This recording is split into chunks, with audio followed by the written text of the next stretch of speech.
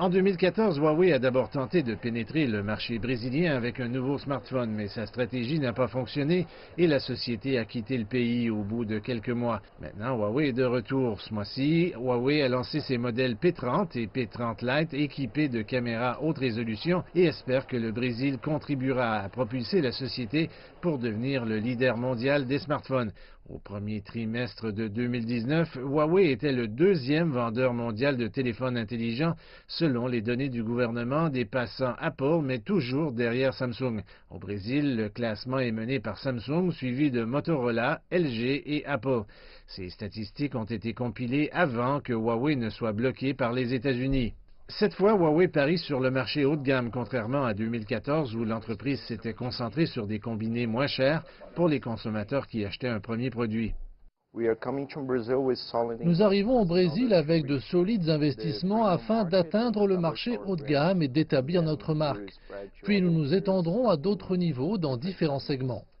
Quelle est l'importance du Brésil sur la stratégie globale de Huawei? Le Brésil est l'un des 4 principaux marchés potentiels dans le secteur des smartphones. Nous sommes donc très proches du premier fournisseur. Si vous considérez que ces parts de marché ne nous appartiennent pas au Brésil, notre marché potentiel dépasse 40 millions d'appareils par année. Le Brésil est l'un des 4 marchés les plus importants au monde. Il est certain que le Brésil contribuera énormément aux ventes mondiales. J'aimerais maintenant en venir à un point qui fait les gros titres dans le monde entier, les discussions avec Google sur l'utilisation de son système d'exploitation Android par Huawei.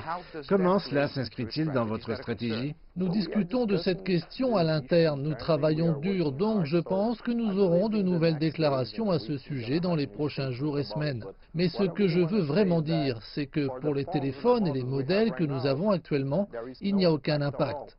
Nos téléphones continuent de fonctionner sans problème.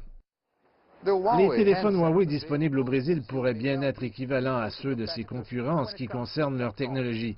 Les Chinois sont également confrontés au défi de faire connaître leur marque et de gagner la confiance des consommateurs brésiliens. La notoriété de Huawei et des autres fabricants chinois qui viennent au Brésil reste encore à développer. Aujourd'hui, ils représentent moins de 1% du marché. Ils doivent également traiter avec des consommateurs qui n'ont pas encore une perception positive des fabricants chinois dans cette industrie. Huawei fait face à un défi mondial alors que l'entreprise tente de faire face à la décision de punir la société pour des raisons de sécurité nationale, tout en espérant que cela n'empêchera pas pour autant Huawei de se développer sur les nouveaux marchés brésiliens.